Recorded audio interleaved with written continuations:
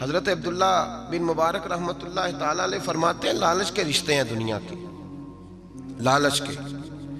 آپ کے انتقال کا وقت آیا تو اماں بڑا رو رہی تھی۔ عبداللہ بن مبارک رحمۃ اللہ علیہ اپنی اماں سے کہنے لگے اماں تو کیوں روتی ہے، تیرے تو اور بھی بیٹے ہیں، تو کو میرے بعد لوارث تو نہیں ہو جائے گی، آخری وقت ہے، نزع کا عالم، اماں تو کیوں روتی ہے، اور بھی بیٹے ہیں؟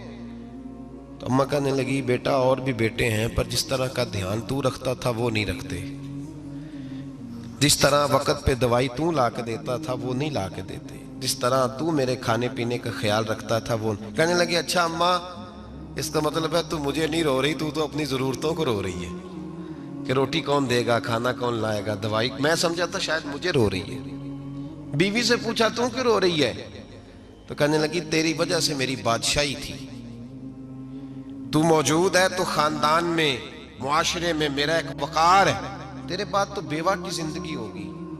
آپ فرمانے لگے اوہو میں سمجھا تھا شاید مجھے رو رہی ہے، تو اپنے وقار کو رو رہی ہے۔ بیٹوں اور بیٹیوں سے پوچھا تمہاری آنکھوں میں کیوں آنسو چھلکتے ہیں؟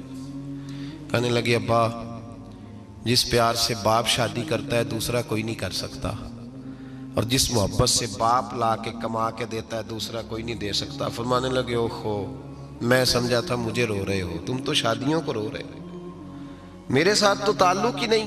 پھر عبداللہ بن مبارک رونے لگے اور پھوٹ کے روئے۔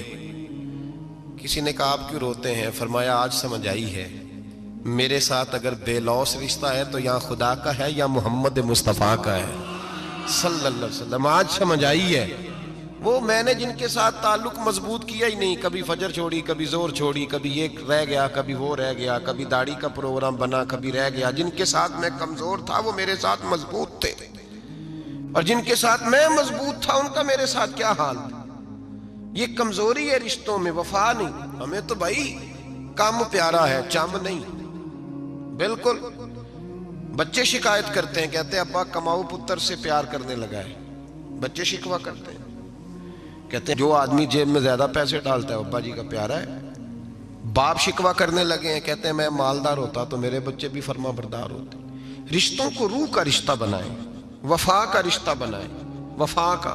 کتے کا ذکر قرآن پاک میں آیا ہے، اس لیے آیا ہے کہ اس نے اللہ کے ولیوں سے وفا کی تھی، اسی آیا ہے کہ اس نے اللہ کے ولیوں کے ساتھ وفاداری کی، وفاداری کی تو اللہ نے اس کا ذکر قرآن